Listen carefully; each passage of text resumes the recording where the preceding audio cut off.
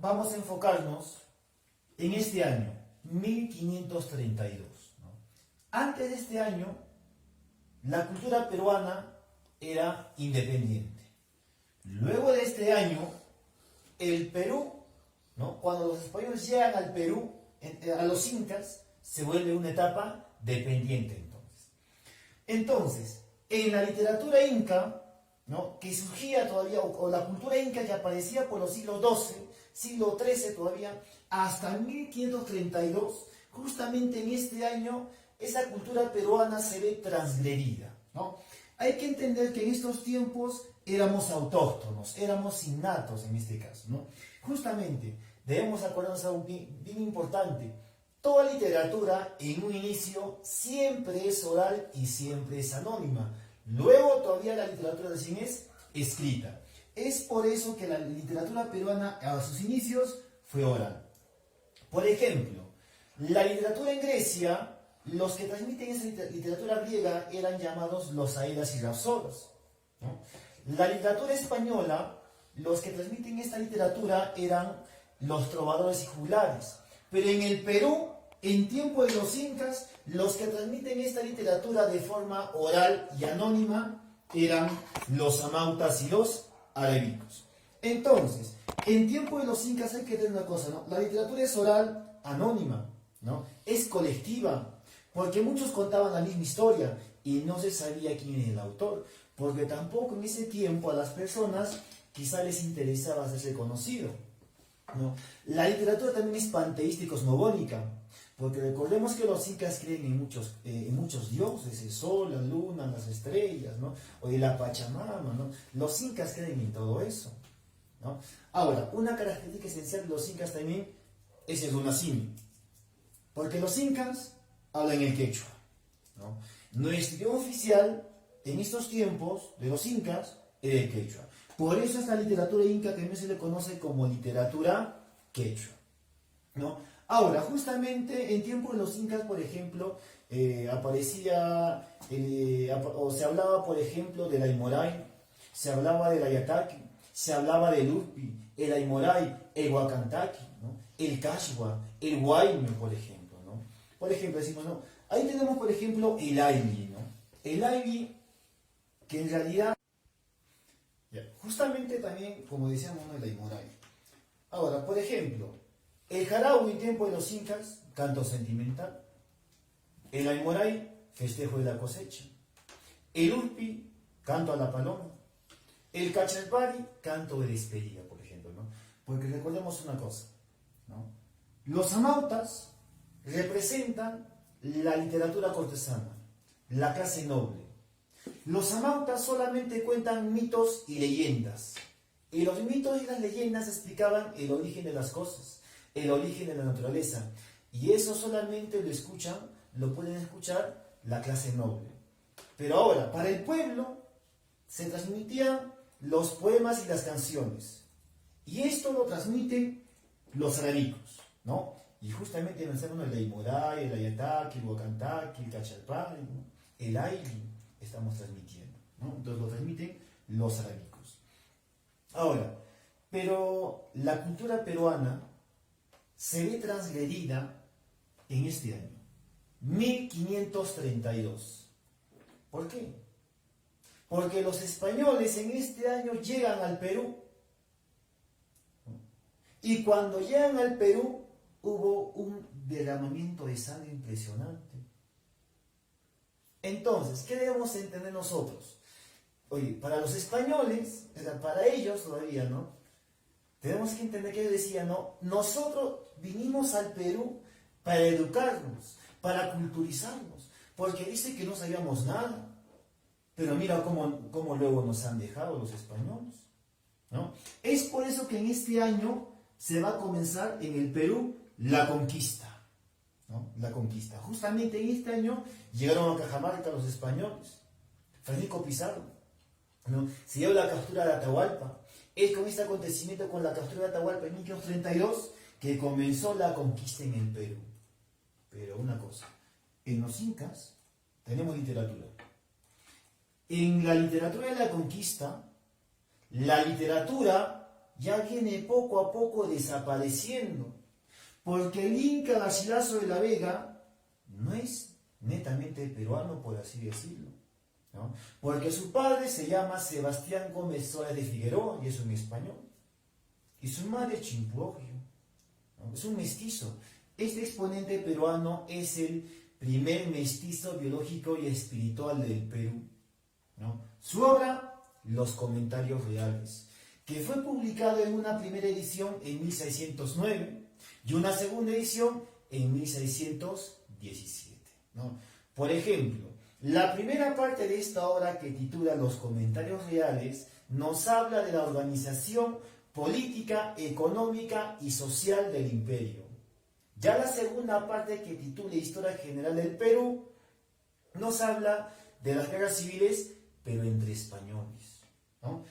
Entonces, ahí tenemos al Inca Garcilaso de la Vega, pero no se llama así, ¿no? No se llama así, se llama Gómez Suárez de Figueroa, porque él se cambia de nombre cuando se va a España, cuando se entera que su padre falleció en España, ¿no?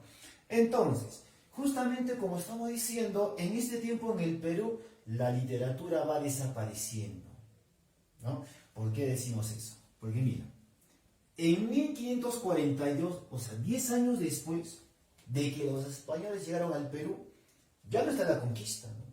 Y ni siquiera esto debe llamarse conquista, está mal dicho, esto se llama invasión.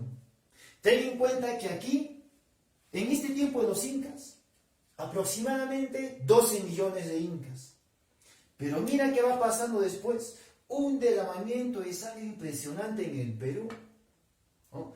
Porque llega el año de 1542 y en el Perú se instaura en este año el virreinato, que comienza la literatura colonial, la colonia. En este tiempo en el Perú ya no hay literatura. Lo que hay en el Perú es historia, netamente historia.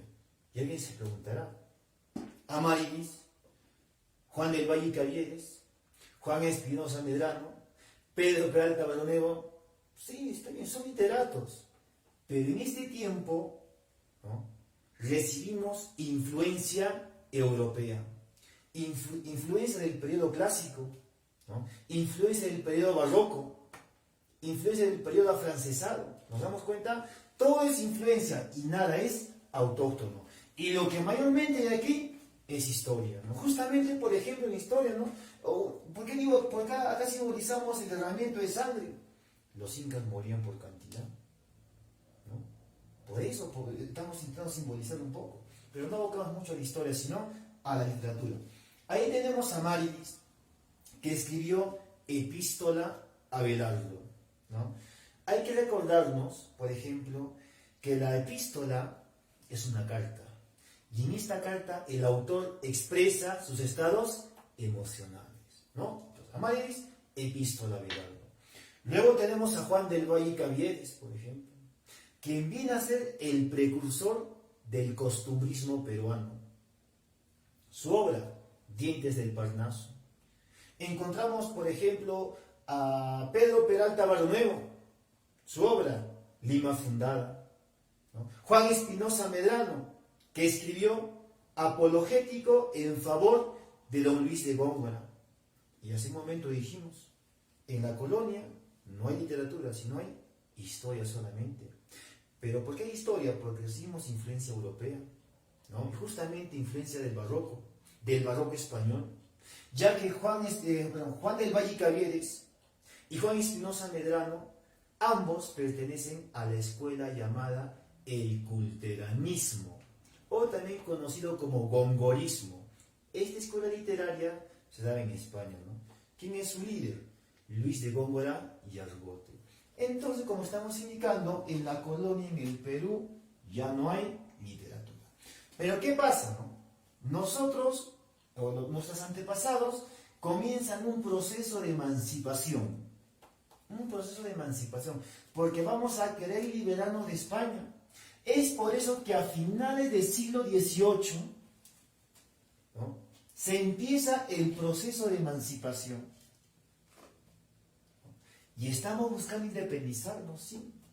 Y justamente en la emancipación en el Perú, nuevamente empieza a haber literatura. ¿Con qué exponente? Con Mariano Melgar, ¿no? Melgar, que fue un joven genio en la literatura, por ejemplo, ¿no? Pero hay un problema con Melgar, quizá, ¿no? Se enamoró, porque justamente Melgar, ¿no?, es el precursor del romanticismo peruano. Muchos deben acordarse de su musa, su inspiradora, llamada Silvia, ¿no? Silvia, que le prometió que le iba a esperar, pero cuando Melgar regresó, Silvia ya se había casado con otra persona, ¿no? Pero no vamos mucho a la vida de Melgar, ¿no? Sino es que Melgar se le considera precursor del romanticismo por esto, ¿no? Él escribió yarabíes. Los yarabíes más sonados es el yarabí 1 y el yarabí 4, ¿no?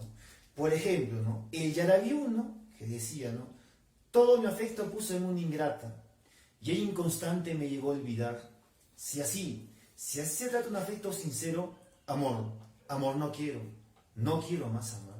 Nos damos cuenta, por eso a Melgar se le considera como el precursor del romanticismo peruano, ¿no? O el yarabí 4, que es bien conocido, que decía, ¿no?, vuelve que ya no puedo vivir sin tus cariños, vuelve mi palomita, vuelve a tu dulce nido, ¿no? Yarabíes bien conocidos.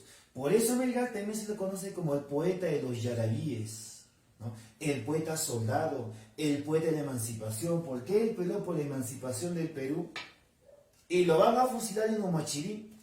Hay que acordarnos que Melgar se enroló al ejército, ¿no?, y Mateo Pumacahua lo nombró auditor de guerra, ¿no? Justamente pues habían peleado los patriotas y los realistas, ¿no? Y los realistas en ese tiempo vencieron al Perú, y a Melgar lo fusilan, ¿no? Ahora, Melgar no solamente escribe yarabíes, ¿no?, escribió fábulas, por ejemplo, ¿no? La fábula más conocida, El cantero y el asno, ¿no?, su fábula más conocida, o El asno cornudo, por ejemplo, ¿no? También escribió odas, ¿no?, Oda al autor del mar, Oda a la soledad, Oda al sueño, por ejemplo, Mariano Melgar. Entonces, la literatura peruana en este tiempo apareció. En la colonia no hay literatura. ¿Qué hay? Historia solamente. En tiempo de los incas hay literatura. En la conquista ya va desapareciendo la literatura. Aquí desaparece, solamente historia. Aquí en la emancipación apareció nuevamente, ¿no?, con Mariano Melgar.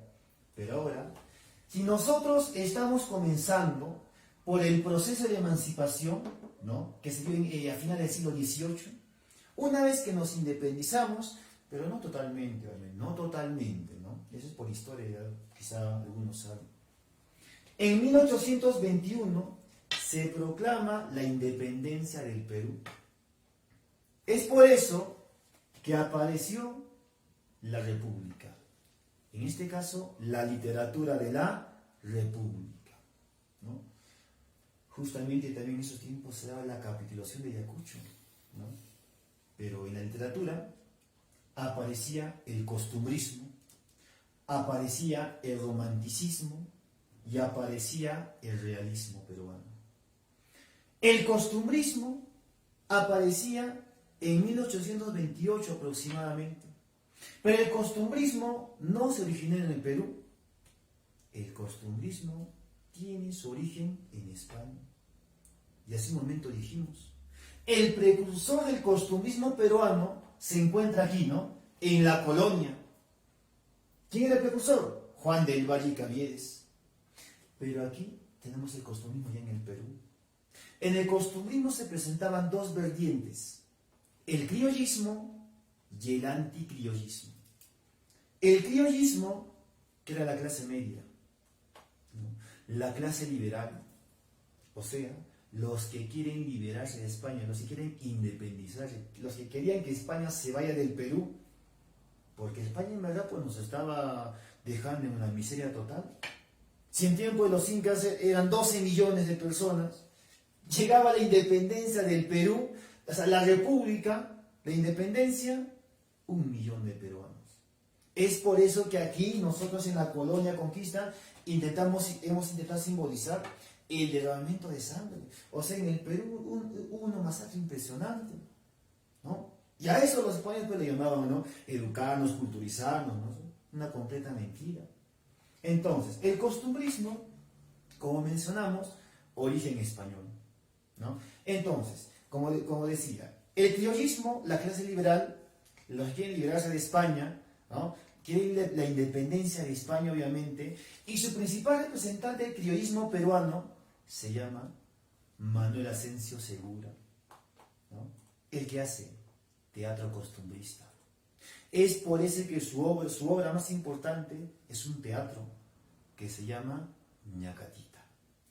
Pero ¿qué corriente se oponía al criollismo? El anticriollismo, ¿no? Y los anticriollistas eran pues la clase aristocrática, a quienes no les convenía que España se vaya del Perú, no les conviene. Es por eso que ellos, ¿no?, querían que España se quede para ser colonia de España, ¿no? No quieren la independencia del Perú. Y su principal representante del anticriollismo peruano es pues Felipe Pardo y Aliaga, a quien se le conoció como el señor de la sátira, ¿no? Entonces, como mencionamos, costumbrismo dos corrientes, el criollismo y el anticriollismo. Las dos corrientes o dos vertientes se oponen una a la otra, como nos hemos dado cuenta, sino criollismo clase media y anticriollismo clase aristocrática, se oponen una a la otra. Pero quizá lo que en los exámenes de la UNA preguntan es esto: el romanticismo peruano. Esta corriente peruana aparecía a finales de 1840. Pero este romanticismo no surge en el Perú. Esta corriente literaria apareció en Alemania y llegó a la cumbre, o sea, a su máxima expresión, en Francia. Esta corriente aparecía todavía, ¿no?, a mediados o a finales del siglo XVIII. Nosotros en 1770, 80, 90, ¿no?, en Europa. Pero el Perú estaba llegando a finales de 1840. Es por eso que este romanticismo se mezcla con la historia del Perú. Por ejemplo, ahí estaba Ramón Castillo, el presidente, quien dijo que el Perú avanzaba, que el Perú crecía. Una completa mentira. Solamente avanzaban las principales ciudades del Perú, más no todo el Perú. A eso pues se llamó la prosperidad falaz, ¿no? Esta corriente literaria se mezcla justamente, ¿no? En ese tiempo se da el combate de 2 de mayo, donde logramos ganar el combate, porque España nuevamente quiso venir al Perú, pero no pudo, ¿no? No pudo colonizarnos otra vez. Hemos logrado expulsarlos, ¿no? También se presentó en la guerra con Chile. Entonces, por eso se mezcla con la historia en el Perú, el romanticismo. En la literatura, nosotros tenemos a este exponente peruano llamado Carlos Augusto Salaverry. Y Carlos Augusto Salaverry, el máximo representante o máximo exponente del romanticismo peruano. Su obra, su poemario titulado Cartas a un ángel, ¿no? Y dentro de Cartas a un ángel tenemos a un poema bien conocido, el poema titulado Acuérdate de mí, ¿no? Justamente a este exponente, Carlos Augusto Salaverry, también se le llamó el sucesor de Segura, ¿no? Sí, el sucesor de Segura que se encontraba en el costumbrismo, ¿no? Porque su obra teatral más importante de Salaverry tituló Atahualpa, ¿no? Y justamente Carlos Augusto Salaverry pertenece al romanticismo sentimental. Después, ya tardíamente, apareció el romanticismo histórico. ¿Con quién? Ricardo Palma, bien conocido en el Perú, ¿no? Porque Ricardo Palma, hay que acordarnos que participó en el combate de 2 de mayo, ¿no?, y en la batalla de Miraflores. Por eso estamos indicando hace un momento que la literatura se mezcla con la historia, ¿no? Justamente, decimos combate 12 de mayo, ¿no? Ahí estaba Ricardo Palma, y ahí también murió pues, José Gálvez, ¿no? Decimos la guerra con Chile, él también se encontraba ahí, la ocupación limeña. Y Ricardo Palma, su obra más importante fue Tradiciones Peruanas, ¿no? Que son 453 tradiciones peruanas. Pero hay que diferenciar tradiciones peruanas y tradiciones en salsa verde, ¿no? Porque las tradiciones peruanas, por ejemplo, lo puede escuchar cualquiera, o sea, las personas, ¿no? Todo en general lo podemos escuchar. Pero las tradiciones en salsa verde de Ricardo Palma, ¿no? Se dice que solamente lo escribió para sus amigos, ¿no? Para una tertulia, ¿no? Pero igual se llegó a publicar Tradiciones en salsa verde, ¿no? Ahora, hay que recordarnos que cuando se dio la ocupación limeña, ¿no? Llegaron a Lima los chilenos, se quemó la Biblioteca Nacional y Ricardo Palma, ¿no? Se encargó de reconstruirlo, pero no a base de ladrillos, ¿no? Sino a base de libros, pidiendo libros, porque se quemó nuestra historia en el Perú. Y también cuando se dio la ocupación limeña, como los chilenos quemaron muchas cosas, quemaron la Biblioteca Nacional, ¿no? Por ahí también se quemó la casa de Ricardo Palma. Es ahí donde se perdió la obra de Ricardo Palma titulada Los Marañones, ¿no? Su obra perdida, ¿no? Entre otras obras más de Ricardo Palma, por ahí tenemos, ¿no? Cachivaches, Rodil, La hermana del verdugo, La muerte de la libertad, Monteagudo y Sánchez Carrión, por ejemplo, ¿no? Entonces, es el romanticismo peruano. Y hay que recordarnos, ¿no? La primera novela romántica del Perú, ¿no? Titula El padre Orán, escrita por Narciso Areste. Luego de este romanticismo aparecía el realismo peruano. Pero el realismo no surge en el Perú, el realismo surge en Francia. Hay que recordarnos que este realismo en Europa criticaba, pues, ¿no? La sociedad, o sea, la pedofilia, el alcoholismo, la drogadicción, la prostitución. Si nosotros nombramos autores europeos, podemos nombrar, por ejemplo, Stendhal, ¿no? Honorato de Balzac, Gustavo Flaubert, el mismo Dostoyevsky, Crimen y Castigo, ¿no? Si alguien leyó las obras, ¿te das cuenta? Ahí hablamos del alcoholismo, la drogadicción, la prostitución. O sea, el realismo critica la sociedad. Ahora, el realismo peruano también critica la sociedad. Por eso el realismo es objetivo. En cambio, el romanticismo es subjetivo. Los sentimientos, las emociones, ¿no? En cambio, realista, no. Objetivo. Se aboca a toda la sociedad. En el Perú tenemos al gran maestro llamado Manuel González Prada y a Clorinda Mato de Turner. Manuel González Prada, ¿no? El autor de Páginas Libres. Ahora, González Prada, una curiosidad, ¿no? Escribió Páginas Libres pero con J. Y algunos por ahí me preguntaban, ¿pero por qué escribió Páginas Libres con J? González Prada está criticando a España.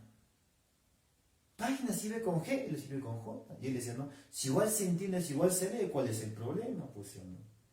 Ese era González Prada, criticar a España. Porque incluso su maestro de González Prada a un inicio fue Ricardo Palma. Y González Prada darse cuenta que Ricardo Palma, sus tradiciones peruanas, o 339 tradiciones peruanas, referidas a la época colonial, ¿no? Él se dio cuenta que hablaba mucho de España. ¿Qué dijo González Prada? Oye, Ricardo Palma, ¿qué te pasa, no? Tú hablas mucho de España. Tú en vez de criticarlos, los estás elogiando. Y Ricardo Palma se burlaba, ¿no? De alguna manera. Entonces, González Prada, Páginas Libres, Horas de Lucha, ¿no? No hay que olvidarnos, ¿no? A González Prada se lo conoció como el Sibarita, el apóstol de la muerte, ¿no? Mucho cuidado con eso, ¿ves? Entonces, no solamente Páginas Libres, sino Horas de Lucha también, ¿no? González Prada. Ahora, González Prada también es el precursor del modernismo peruano, del modernismo. Y también es precursor del indigenismo peruano, porque él ya está hablando del peruano, o sea, del indio. Hay que recordarnos que él defiende al indio, porque él decía, ¿no? Los verdaderos peruanos en el Perú son los campesinos. Dice, es cierto, porque ellos han peleado en la guerra con Chile. Ellos nos han defendido, ¿no? Y él mismo dijo, la verdadera causa de la derrota en la guerra con Chile en el Perú, no fue porque no teníamos armas, fue por nuestra ignorancia. Y eso es muy cierto, ¿no? Eso es muy cierto. Lo que le falta al Perú es educación. Porque la educación en el Perú es paupérrima, hay que entenderlo, ¿no? Sigamos entonces. Entonces, no olvidemos González Prada, el maestro de maestros. Luego, de González Prada podemos encontrar a su discípulo, que es una mujer muy conocida, Clorinda Mato de Turno. Su novela más conocida, Ave sin Nido, ¿no? También su maestro de Clorinda Mato de Turno fue pues Ricardo Palma. Por eso ella también escribió Tradiciones Cusqueñas, ¿no? Entonces, decimos lo siguiente. Las primeras corrientes de la literatura peruana son el costumbrismo, el romanticismo y el realismo, ¿no? Costumbrismo, origen España; romanticismo, origen Alemania; y realismo, origen Francia. Luego, ya entrando al siglo XX, o sea, la literatura del siglo XX en el Perú, ¿no? O sea, la literatura contemporánea ya, apareció el modernismo, el posmodernismo, ¿no? El simbolismo peruano, el vanguardismo, indigenismo y el urbanismo peruano. Empecemos entonces. El modernismo se presentaba más o menos ya con la república aristocrática en el Perú. Bien, entonces, ¿no? Ahora ya nos abocamos a la literatura del siglo XX, o sea, la literatura contemporánea. Justamente ahí aparecía el modernismo. Se presentaba ya con la república aristocrática, ¿no? Pero una cosa, el modernismo es la primera corriente que surge en América. Y su fundador, su creador, fue Rubén Darío. Solamente Rubén Darío es un seudónimo, ¿no? Ya que su nombre original es Félix Rubén García Sarmiento, ¿no? Este modernismo americano se inauguraba con la publicación de la obra Azul en 1888. Por eso el modernismo es la primera corriente que surge en América, ¿no? Ahora, este modernismo, hay que entender una cosa, que llegó a la cumbre cuando Rubén Darío en 1896 publicó su obra titulada Prosas Profanas. Y con esa obra se llega a la cumbre. En el Perú, el principal representante de esta corriente literaria es José Santos Chocano, ¿no? ¿Quién es el cantor de América? Su obra más conocida, Alma América, donde encontramos el poema llamado Blasón, ¿no? Soy el cantor de América autóctono y salvaje. Mi vida tiene un alma, mi canto, mi ideal. Mi verso no se mece colgado de un ramaje, ¿no? Blasón, de José Santos Chocano. Ahora, hemos dicho que el precursor de esta corriente literaria del modernismo, ¿quién era? El que se encontraba en el realismo, Manuel González Prada, ¿no? Ahora, no solamente Chocano escribió Alma América, ¿no? Escribió Epopeya del Moro, Fiat Lux, por ejemplo, ¿no? Luego del modernismo, aquí viene otro autor que en los exámenes pregunta: el postmodernismo. El postmodernismo, o en esta corriente literaria, aparecieron, por ejemplo, diferentes grupos intelectuales en el Perú. Por ejemplo, el Grupo Norte, ¿no? En Puno, el Grupo Orcopata, por ejemplo, ¿no? Grupo Orcopata, fundador, Gamaliel Churata, ¿no? Ahí tenemos al hermano Alejandro Peralta, por ejemplo. Dante Nava se encuentra en ese grupo, por Copá también. Pero ahí se fundó el movimiento Colón. Y el fundador de este movimiento es Abraham Valdelomar, a quien se le va a considerar el padre del cuento peruano. Entonces, Valdelomar fue en el movimiento Colón, ¿no? Sus integrantes, por ejemplo, era Federico More, Alberto Hidalgo, ¿no? José Carlos Mariátegui, Percy Gibson, ¿no? Y no hay que olvidarse de Mariátegui, ¿no? Que escribió los 7 ensayos de la realidad peruana. Ya tenía mucha razón en lo que dijo. Él tenía mucha razón, Mariátegui. Pues, ¿qué dijo, no? Nosotros, los jóvenes, no somos el futuro, somos el presente. ¿Cuánta razón hay ahí? Muchos nos dijeron que los jóvenes o los niños son el futuro del Perú. Pero ¿cómo vamos a ser el futuro del Perú si hoy no nos educamos como se debe? Pensamos en el futuro y no en el presente. Y él tiene mucha razón, ¿no? Mariátegui tiene mucha razón. Los jóvenes son el presente, mas no el futuro. Entonces, Valdelomar, ¿no? Llamado el dandy, ¿no? O el dandy, algo curioso, ¿no? Porque en realidad Valdelomar, pues, ¿no? Cuando estaba en Italia, amoldó esta moda del dandismo, ¿no? El dandismo, que es una manera muy elegante de vestirse, ¿no? Y Valdelomar hacía lo mismo, ¿no? También llamado el Paracas y el Conde de Lemos. Valdelomar escribió, por ejemplo, obras en género narrativo. Tenemos en cuento, por ejemplo, El Caballero Carmelo, que es su cuento más conocido, ¿no? El Carmelo, pues, ¿no? Que se peleó con Ajiseco, ¿no? ¿Y quién ganó? El Carmelo. Pero igual, el Carmelo murió. Tenemos ahí El vuelo de los cóndores, otro cuento bien conocido, ¿no? Justamente en El vuelo de los cóndores, ¿qué hablamos? Ahí, por ejemplo, estamos hablando de esta niña Miss Orquídea, ¿no? Quien realizaba el famoso vuelo de los cóndores. Justamente Miss Orquídea, la niña, pues, era el amor platónico de Valdelomar, ¿no? Por ahí tenemos Evaristo el Sauce, que murió de amor, ¿no? Cuentos yanquis, cuentos exóticos, por ahí, ¿no? Hierba Santa, ¿no? Tenemos en novela La ciudad de los tísicos, La ciudad muerta. En poesía, no hay que olvidarse, en poesía de Valdelomar, Tristitia, El hermano ausente en la cena pascual, 2 poemas bien conocidos de Abraham Valdelomar, ¿no? Por ahí tenemos, por ejemplo, en ensayo, La psicología del gallinazo, ¿no? En ensayo. Tenemos una obra teatral, La Mariscala. Esta obra teatral, La Mariscala, Valdelomar lo escribió junto a José Carlos Mariátegui. Luego de este postmodernismo, encontramos al simbolismo peruano. El único representante del simbolismo peruano fue José María Eguren, ¿no? Y el simbolismo no es una corriente que surge en el Perú, no es una corriente que surge en Francia, ¿no? José María Eguren, ¿qué escribió? Su obra más conocida, Simbólicas.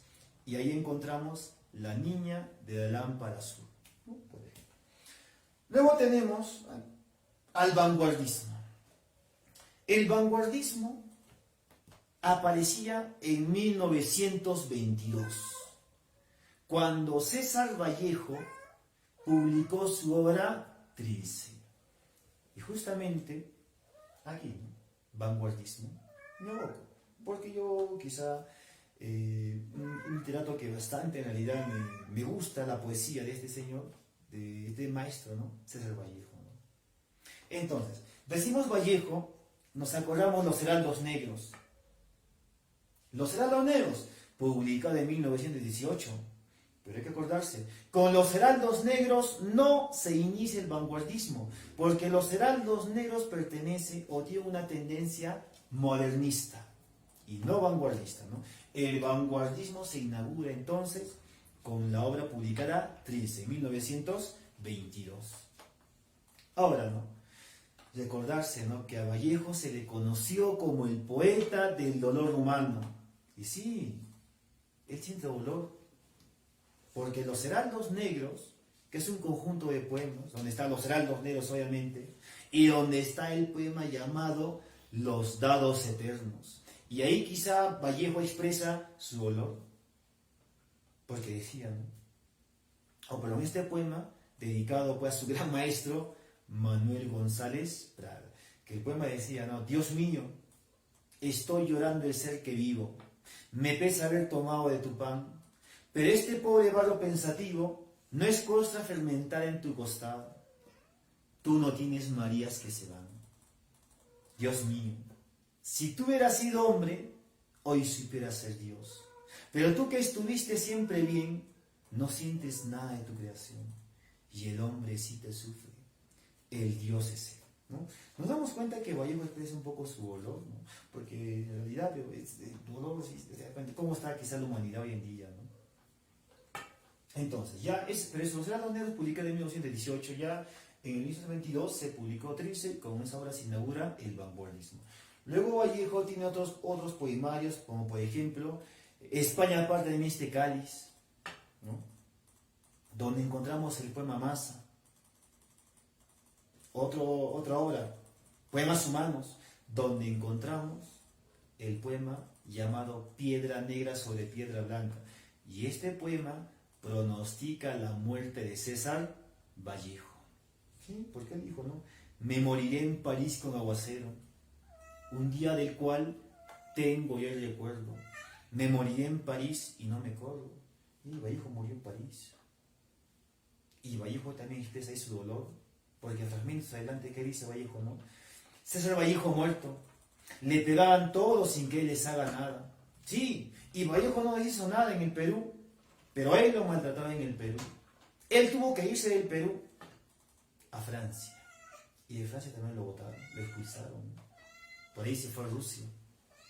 Y escribió Rusia 1931. Luego Vallejo se fue a España, ¿no? Luego otra vez regresó a Francia.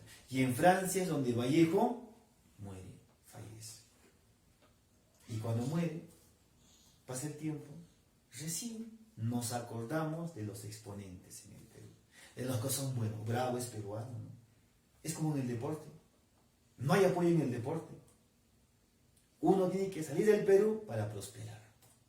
Igual es en la educación. Igual es en la educación. Vallejo tuvo esa necesidad porque en el Perú no era valorado. Porque los vanguardistas eran perseguidos políticos. El mismo Kendo de Amá, que escribió 5 metros de poema, fue expulsado del Perú. ¿Dónde fue a morir? A Navacerrada, España. Solo, olvidado. Cuando murió, pasó el tiempo. Bravo es peruano. No son valorados en el Perú. ¿Nos damos cuenta? Entonces, seguimos con Vallejo, ¿no? Vallejo no solamente escribió sus poemas, ¿no? Hay que acordarnos que España parte de este cáliz y Poemas Humanos son obras póstumas que se publicaron después de su muerte, ¿no? Por ahí tenemos su cuento bien conocido, ¿no? Los niños deben acordarse, quizás los jóvenes, ¿no? Paco Yunque, donde estaba Paco Yunque, ¿no? El abusivo de Paco Yunque, Humberto Grieve, por ejemplo. Ahí estaba el amigo de Paco Yunque, Paco Fariña, ¿no? Cuando Humberto Grieve en realidad puede haber dado la tarea, ¿no? De Paco Yunque, lo arrancó su hojita, ¿no? Porque ese día en la escuela tenía práctica de peces. ¿Quién lo presentó? Humberto Grieve, ¿no? El cuento Paco Yunque, por ejemplo, ¿no? O su novela Tungsteno, ¿no? Su novela Tungsteno. Luego de este vanguardismo tenemos que mencionar al indigenismo peruano, ¿no? Y justamente aquí podemos simbolizar, ¿no? Lo que los indígenas, los del campo realizan. Porque gracias a ellos comemos lo que estamos en la ciudad. Si ellos no hacen cosecha, ¿qué comemos nosotros? Por eso, indigenismo se trata de la revaloración del indio del campesino. ¿Y quién defendía al indio del campesino? Manuel González Prada defendía. Entonces, ¿no? Indigenismo, como estamos indicando, ¿no? Revaloración del indio del campesino, porque gracias a ellos nosotros comemos. Ellos no producen en el campo. ¿Qué comemos nosotros? Por eso hay que revalorar al campesino. ¿Y quién revaloraba al campesino? El gran maestro, pues, González Prada. Si González Prada es maestro de maestros, ¿no? Maestro de Clarina Mapperturner, maestro de Vallejo, maestro de Emilio Westphalen, maestro de José Carlos Mariátegui, maestro de maestros. Él defendía al indio, él tenía mucha razón, ¿no? Porque ellos son verdaderos peruanos. Ellos se merecen el respeto del Perú. Pero ¿qué hacemos? ¿O qué hacemos todos en general? O el Estado, la clase política, maltrata al indio, ¿no? Maltrata al indio. Es por eso que en el Perú lo que hace falta es una verdadera educación. Entonces, en este indigenismo peruano, ¿no? Donde hay revaloración del indio y del campesino, tenemos, por ejemplo, a Enrique López Albújar, ¿no? Que en 1920 publicaba su conjunto de cuentos, llamado Cuentos Andinos. Cuentos Andinos, ¿no? Porque con esta obra se dice que se inicia el indigenismo peruano en 1920, ¿no? Cuentos Andinos, pues, donde encontramos este cuento llamado Ushananjam, ¿no? El último remedio, ¿no? Tenemos ahí Kunsemaile, por ejemplo, ¿no? En ese cuento tenemos ahí a José Facundo, ¿no? Tenemos por ahí al Tribunal de los Yayas, ¿no? A Kunsemaile pues, le habían ajusticiado, ¿no? La justicia popular, lo han matado, ¿no? El último remedio, ¿no? O encontramos ahí el campeón de la muerte, ¿no? ¿Quién no se va a acordar del Liberato Tufto, ¿no? O a Juan Jorge, ¿no? O también Hilario Quispín en ese cuento, ¿no? O Faustina, ¿no? Faustina fue la hija de Tufto, ¿no? ¿Quién mató a Faustina? Hilario Quispín. ¿A quién llamó para que mate Tufto a Hilario Quispín? A Juan Jorge, ¿no? Y lo mató de 10 balazos, lo contrató. Y por ahí también encontramos este cuento llamado Los Tres Jircas. Luego también tenemos otra obra, los Nuevos Cuentos Andinos, por ejemplo, ¿no? Ya en novela tenemos a Matalaché, ¿no? Matalaché, la primera novela negrista del Perú. El hechizo de Tomaiquicho, de Micazona, otras obras de Enrique López Albújar, ¿no? Y ahí en poesía tenemos De la Tierra Brava, ¿no? Lámpara votiva, por ejemplo, ¿no? A Enrique López Albújar entonces se le conoció como Sansón Carrasco y León Cobos.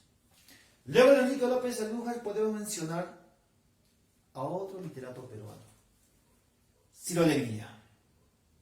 Y Ciro Alegría, ¿quién fue su maestro de este exponente peruano? César Vallejo fue su maestro, ¿ya? Entonces, Ciro Alegría lo conocemos por sus novelas principales, ¿no? El mundo es ancho y ajeno, por ejemplo, ¿no? Los perros hambrientos o La serpiente de oro, que son novelas bien conocidas, ¿no? Quizás una novela que suena más en el contexto americano, El mundo es ancho y ajeno, ¿no? ¿Quién no se va a acordar por la comunidad de Rumi, ¿no? El hacendado Álvaro Amenábar, Rosendo Maqui, el alcalde, ¿no? Que murió en prisión, ¿no? Ahí por ahí tenemos a Benito Castro, ¿no? Que también luchó por la comunidad, pero igual también muere. No, ahí está, indigenismo, revaloración del indio. Hay que valorar al indio, al campesino. Luego de Ciro Alegría podemos mencionar ahí a José María Arguedas, otro exponente bien importante de la literatura peruana. Este exponente escribió Aguado, que es un conjunto de cuentos, donde encontramos el cuento Guarmacuyay, Amor de Niño, ¿no? Ernesto Agustina, ¿quién nos va a acordar, no? La Hacienda de Vicecas, ¿no? Pero su principal novela de José María Arguedas, recordemos que Guarmacuyay es un cuento, pero la principal novela de José María Arguedas se llama Los Ríos Profundos, ¿no? Y otras obras como Todas las Sangres, ¿no? La Agonía de la Zuniti, El Sexto, o su obra póstuma, ¿no? El Zorro de arriba y El Zorro de abajo. Por ahí ya aparecía un neoindigenismo, o sea, luego de este indigenismo, un neoindigenismo. Este neoindigenismo aparecía con Manuel Escorza, obra Redoble Porrancas, ¿no? Entonces, ya vamos entrando al urbanismo peruano. Este urbanismo peruano, ¿no? Aparecía más o menos en la década de 50. El urbanismo se trata de que la gente del campo, ¿dónde se va? A la ciudad, para buscar un mejor futuro. O sea, la migración, ¿no?, del campo a la ciudad era tremenda. Justamente el urbanismo nos sale un poco a eso. Por ejemplo, generación del 50, tenemos a este exponente llamado Julio Ramón Ribeiro. Y él es el mejor cuentista peruano. ¿Qué escribió? La palabra del mudo, que es un conjunto de cuentos. Y ahí, en ese conjunto de cuentos, encontramos los gallinazos sin plumas. Ya en la generación de 60, encontramos al Premio Nobel de Literatura en el Perú, Mario Vargas Llosa, ¿no?, a quien se le conoce como el arquitecto de la narrativa peruana, a quien se le va a considerar, ¿no?, el iniciador del boom latinoamericano. Entonces, Vargas Llosa, por ejemplo, ¿no?, publicó La hora de los jefes, La ciudad de los perros, Los cachorros, La casa verde, Conversó en la catedral, ¿no?, La guerra, el fin del mundo, Litume en los Andes, El pez en el agua, por ejemplo, que es una obra autobiográfica, ¿no?, de Mario Vargas Llosa. Ya luego, ya finalizando, encontramos a la generación del 70. Esta generación del 70 se presentaba con Alfredo Bryce Echenique, ¿no?, que en realidad pues escribió una novela bien conocida, Un mundo para Julius, que nos habla pues de la decadencia de la oligarquía limeña, ¿no? El huerto de mi amada, ¿no?, por ejemplo, ¿no?, o La felicidad jajaja, por ejemplo, otra obra de Alfredo Bryce Echenique, ¿no?